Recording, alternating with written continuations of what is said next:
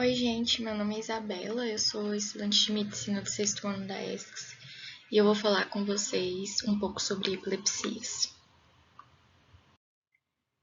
Então, a gente vai falar hoje sobre alguns conceitos, sobre a classificação do ILAI de 2017, sobre um pouco de fisiopatologia, diagnóstico e investigação das epilepsias em si, e um pouquinho só sobre o tratamento. Então, começando por alguns conceitos importantes, o conceito de crise epiléptica é a ocorrência transitória de sinais ou sintomas secundários a alguma atividade neuronal cerebral anormal, excessiva ou síncrona. Então, os sintomas que você vai ter durante uma crise epiléptica vão depender da parte do cérebro que está sendo acometida por essa atividade neuronal anormal, como eu vou falar um pouquinho mais para frente. Mas na maioria dos eventos, os neurônios envolvidos são corticais, apesar de também pode ter envolvimento de neurônios das redes tálamo-corticais, límbicas e do tronco encefálico também.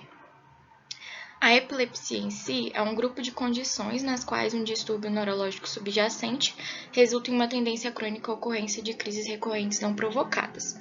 Ou seja, não é um evento agudo que está causando as crises epilépticas daquele paciente. É uma condição que ele tem, que pode ser uma condição genética, pode ser alguma malformação estrutural, pode ser algum trauma que a pessoa já teve durante a vida que criou uma cicatriz, alguma alteração estrutural no cérebro. Então, é algum problema neurológico que a pessoa já tem, que vai fazer com que ela tenha essa tendência a ter as alterações neuronais das crises epilépticas. O estado de mal epiléptico é outro conceito também muito importante. Ele vai ser uma condição em que você tem uma crise epiléptica prolongada. Então, quando você tem falência dos mecanismos responsáveis pelo término ou início da crise. Então, você vai ter uma crise prolongada ou várias crises distintas, mas que entre uma crise e outra a pessoa não recupera a consciência. Então, crises reentrantes, uma crise atrás da outra.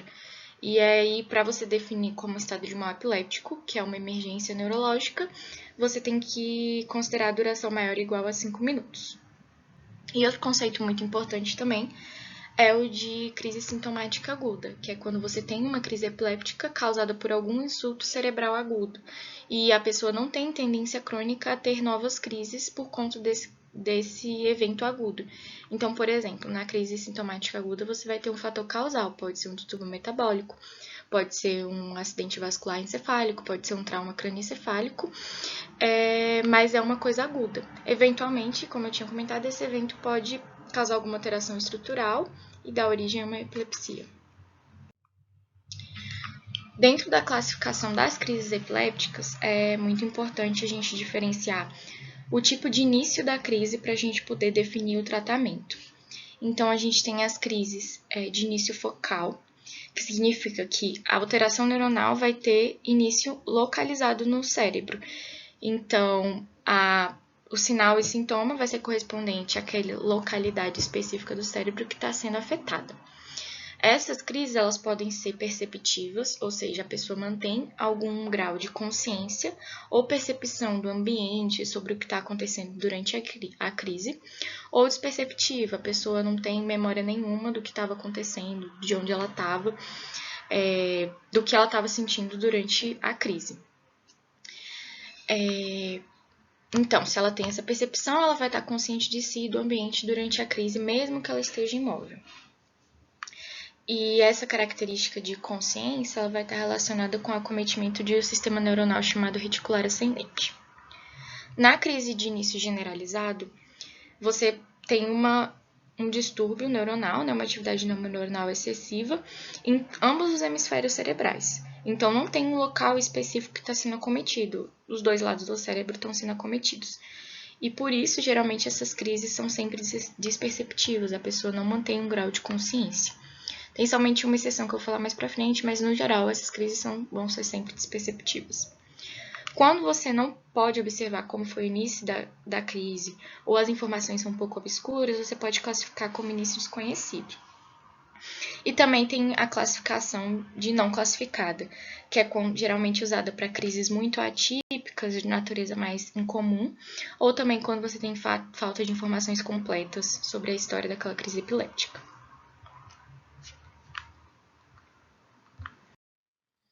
Então, falando um pouco das crises de início focal com sintoma motor. As crises de início focal elas estão relacionadas sempre a alterações em áreas motoras do córtex pré-frontal.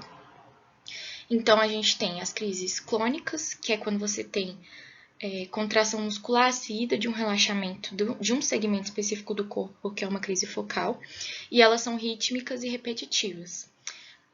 A área afetada durante essas crises é o giro pré-central contralateral ao lado onde está ocorrendo a crise epiléptica.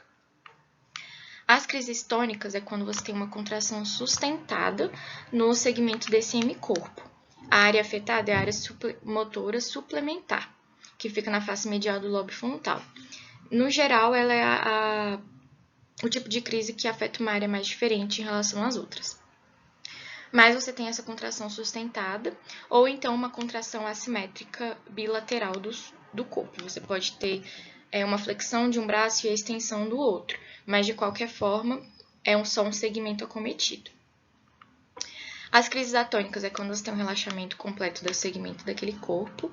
A área afetada também é o giro pré-central. E nessas ocasiões, na verdade, você está ativando áreas motoras negativas, então você está inibindo as funções motoras, por isso que você não tem uma contração, você tem um relaxamento. As crises mioclônicas é quando você tem aquelas contrações súbitas, breves e não rítmicas em músculos isolados, como se fosse uma mioclonia do sono, que às vezes a gente experimenta um pouco antes de dormir, e elas são realmente bem mais rápidas e não tem um padrão específico igual às contrações clônicas. E a área afetada também é a pré-central. Ainda dentro das crises epilépticas de início focal com sintoma motor, tem as hipercinéticas, que são movimentos bizarros que podem ser feitos com a pelve, com os braços, geralmente afetam mais a musculatura proximal e são mais predominantemente noturnos. A região afetada nessas situações é a região dorsolateral do córtex pré-frontal. E por último, nós temos os automatismos, que são movimentos repetitivos, alternados, geralmente sem alteração da consciência. Geralmente são movimentos habituais do nosso dia a dia, que a gente já tem registrado no cérebro, e aí durante a crise a pessoa fica fazendo esse movimento chamado automatismo. Geralmente está afetando o lobo frontal ou temporal. E os automatismos mais comuns são manuais, o de manipular roupa ou objeto com as mãos. Então, a pessoa simula esse tipo de manipulação. Os orofaciais, que é o de mastigação e de deglutição. Os gestuais, que é bater palma e dar tchau. Os movimentos sexuais pélvicos, a vocalização, o movimento deambulatório, o movimento de pedalar e de roçar o nariz também. E aí, dentro desses automatismos, nós temos algumas alterações, alguns tipos de crise epiléptica específicas do lobo temporal e do lobo frontal. Geralmente, quando você tem alteração no lobo temporal, você tem uma sequência típica de eventos. Então, primeiro, a pessoa vai ter um sintoma sensorial, seguido por uma parada comportamental e um olhar fixo, que a gente chama de staring. E durante essa fase, a pessoa também pode ter retração palpebral e arregalar os olhos. Depois ela vai seguir com automatismo orofacial, automatismo manual ipsilateral ao lado acometido, né, o lobo temporal acometido.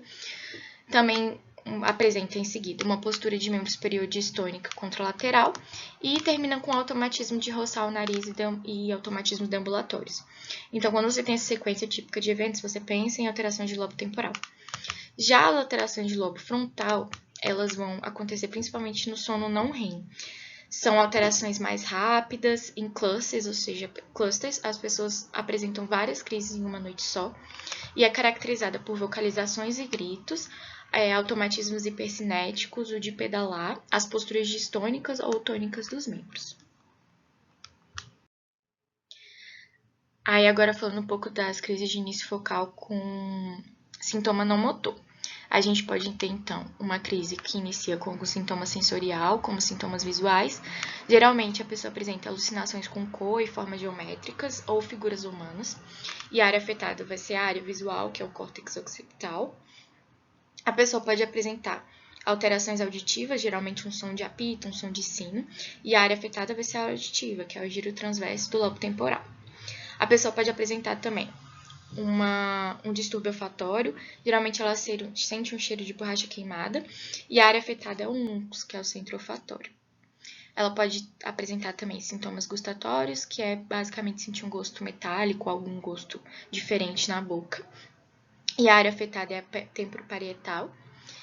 Pode ter também sintomas somatosensoriais, que é uma sensação de choque, dor ou dormência.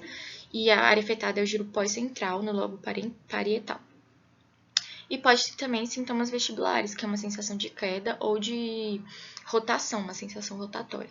E a área afetada é o giro temporal superior, que fica no lobo parietal inferior.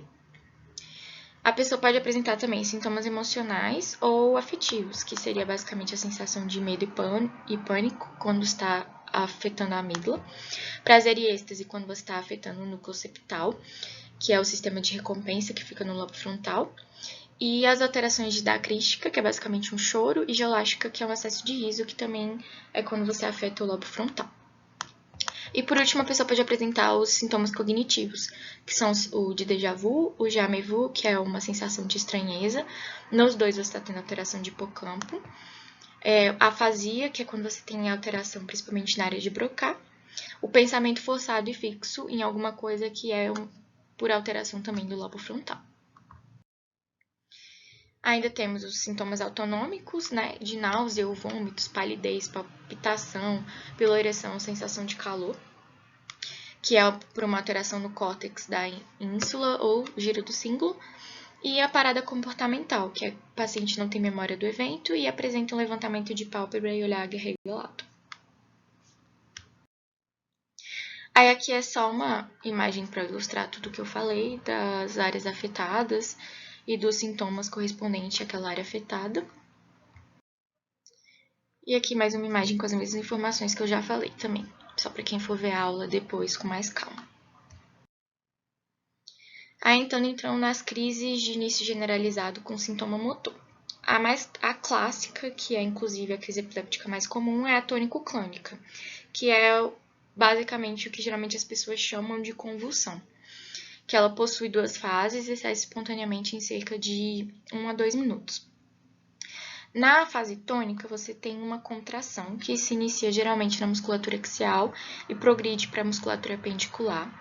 A pessoa vai apresentar extensão de membros inferiores em abdução e pronação dos membros superiores, evoluindo para mão de parteira com os membros superiores, que a gente chama em extensão, que é igual a essa imagem que está aqui, a segunda imagem, e aumento de frequência cardíaca e frequência respiratória. Então, primeiro, ela vai apresentar igual a primeira imagem.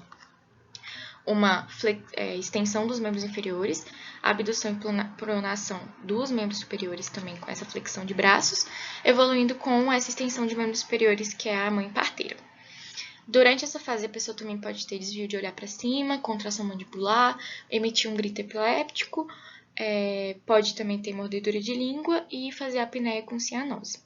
A segunda fase, que é a fase clônica, é quando inicia o período de relaxamento, quando o cérebro começa a usar os mecanismos de defesa para tentar parar essa crise. Nessa fase, a pessoa vai ter o relaxamento do corpo e apresentar cialorreia, enurese ou hiperventilação.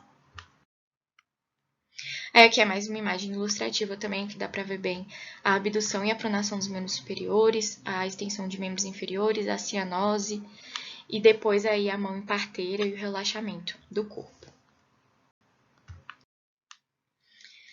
As crises de início generalizado também podem ser tônicas, atônicas, clônicas, que nem a gente tinha falado do início focal, mas agora lembrando que elas vão acometer o corpo inteiro. Então, na tônica, a contração é sustentada, bilateral e simétrica. A atônica, você tem a atonia de todo o corpo, então geralmente cursa com queda, o paciente cai no chão. A clônica é uma contração muscular seguida do relaxamento em todo o corpo. Os espasmos epilépticos são contrações não abruptas, não rítmicas, e elas são sustentadas, diferentes das miocronias, que elas têm contrações súbitas mais breves, contrai e depois para de contrair. No espasmo epiléptico é uma contração mais sustentada.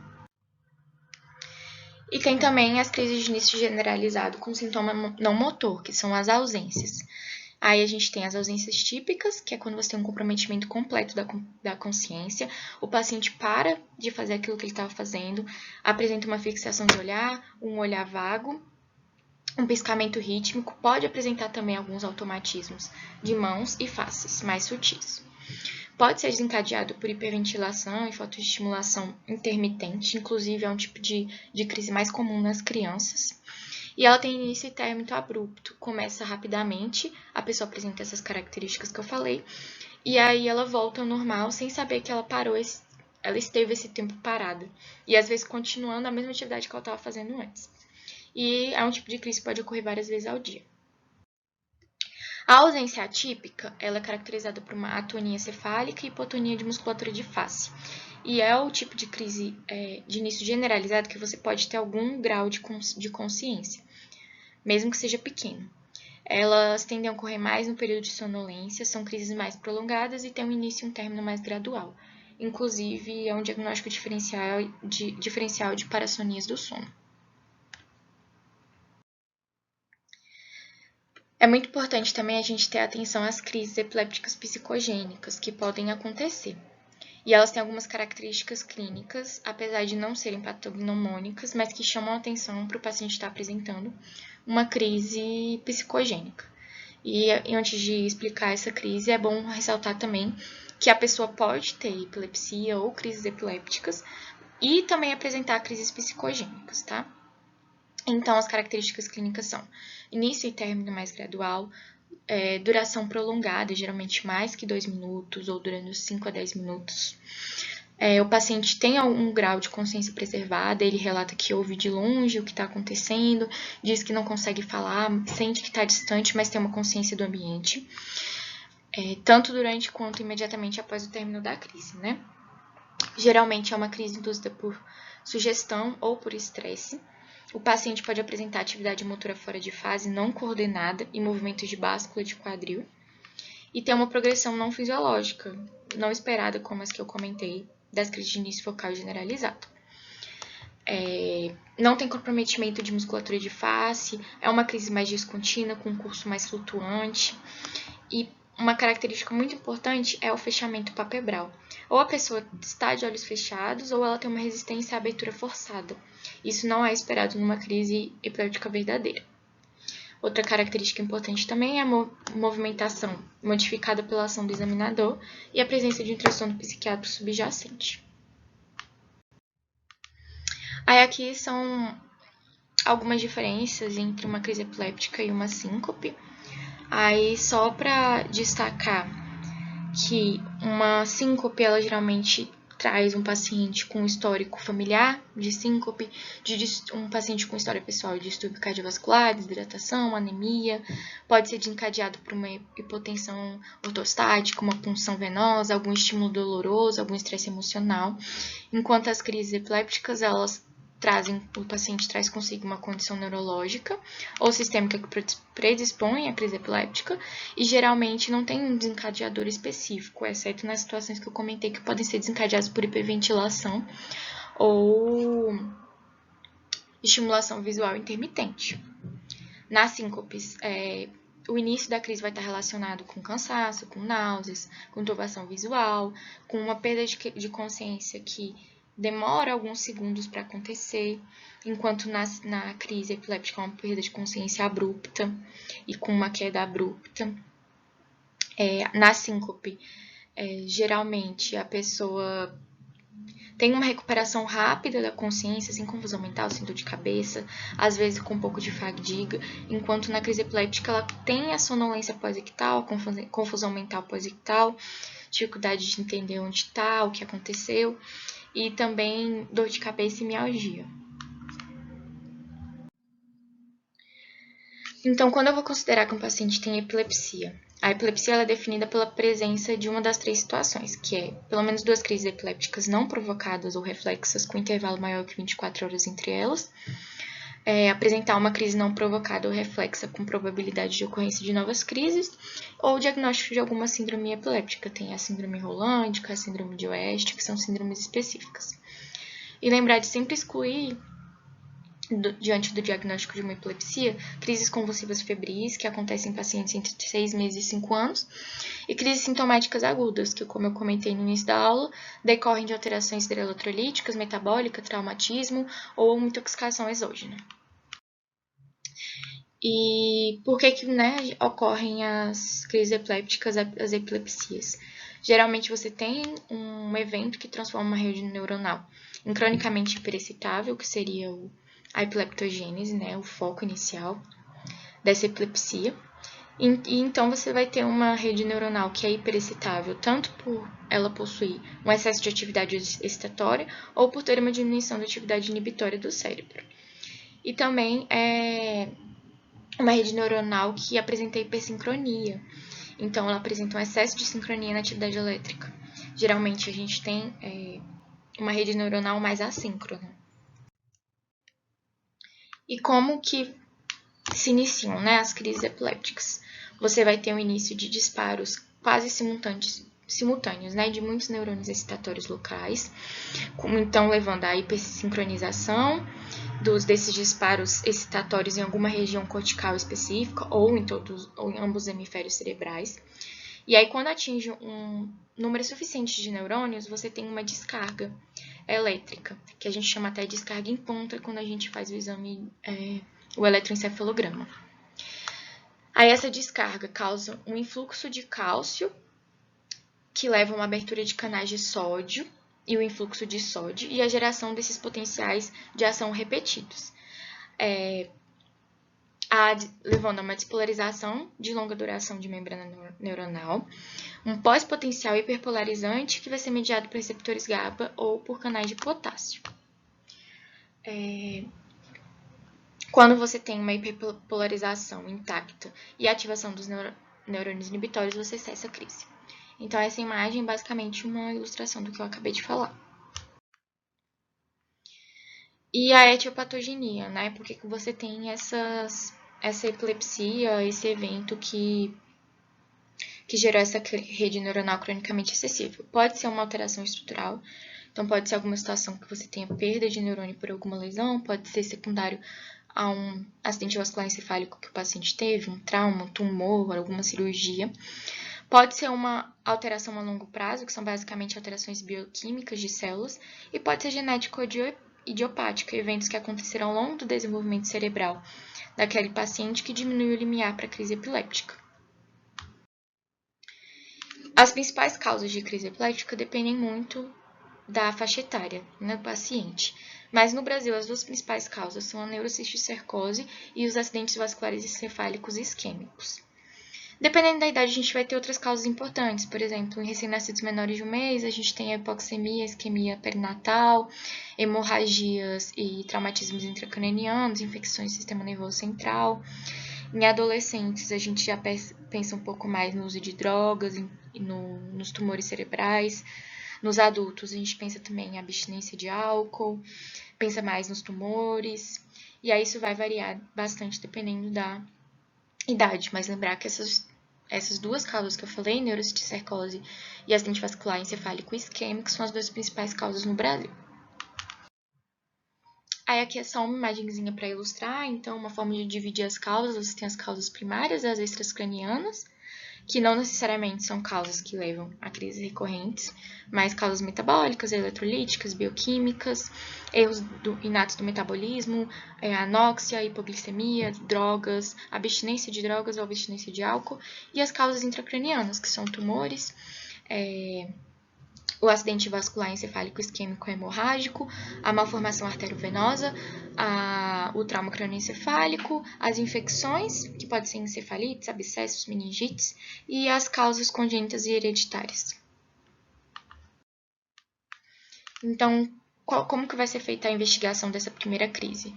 Você vai primeiro avaliar se o fenômeno é realmente de natureza epiléptica, então tem algumas perguntinhas que você pode se fazer. Por exemplo, se o paciente teve sintomas prévios à perda de consciência, quais que foram os sintomas de início da crise, se teve mordedura de língua, para você talvez pensar numa crise de início generalizado tônico-clônica, sinal de liberação esfincteriana, se o paciente tem sequelas traumáticas, se ele apresentou amnésia pós-ictal ou confusão mental pós-crise e se foi um evento estereotipado, né, clássico, como os que eu comentei. Se perguntar também se teve algum fator desencadeante, foi secundário uma febre, uma cefaleia, um trauma, uma intoxicação, abstinência, uso de insulina, diarreia ou vômitos. Fazer um exame neurológico para ver se tem algum déficit motor, sensorial, alteração de par craniano ou sinais meníngeos. No pronto-socorro, sempre fazer uma tomografia de crânio, porque é ela que vai avaliar se existe uma causa estrutural para a crise. Fazer alguns exames também, fazer uma triagem metabólica para procurar aquelas causas agudas de crise epiléptica, então glicemia, sódio, potássio, cálcio, magnésio. Fazer uma avaliação toxicológica para avaliar a intoxicação e exames de função renal e hepática que vão estar mais relacionados à avaliação de contraindicação de anticonvulsivantes. Para avaliar o risco de recorrência, para você até definir uma crise, uma epilepsia por si só, você tem que fazer uma TC ou uma ressonância de crânio. Ela que identifica as alterações e lesões estruturais que sugerem que aquele paciente pode ter recorrência de crise. Além disso, você também pode fazer um eletroencefalograma para todos aqueles pacientes que não foi identificada uma causa aguda ou que você encontrou uma lesão estrutural crônica na TC que pode predispor às recorrências de crise. E o tratamento das crises epilépticas. Basicamente, eu coloquei bem resumidinho as principais drogas utilizadas, mas das de início focal, você vai pensar em usar a carbamazepina ou oxacarbamazepina, que tem um mesmo mecanismo, um mecanismo de ação bem parecido, mas a oxacarbamazepina tem efeitos colaterais mais leves. O levetiracetam ou a lamotrigina. Você, para início generalizado com sintoma motor, vai usar o ácido valproico, o levetiracetam, a lamotrigina ou clonazepam. Para crises de ausência, você vai usar o ácido valproico, o etoxucimida. E é sempre importante pensar em algumas situações especiais, que é a mulher em idade fértil e grávidas, os idosos, os pacientes com neoplasia, com insuficiência hepática ou insuficiência renal. As mulheres em período fértil e grávidas não podem usar o ácido valproico, porque é um anticonvulsivo antiteratogênico.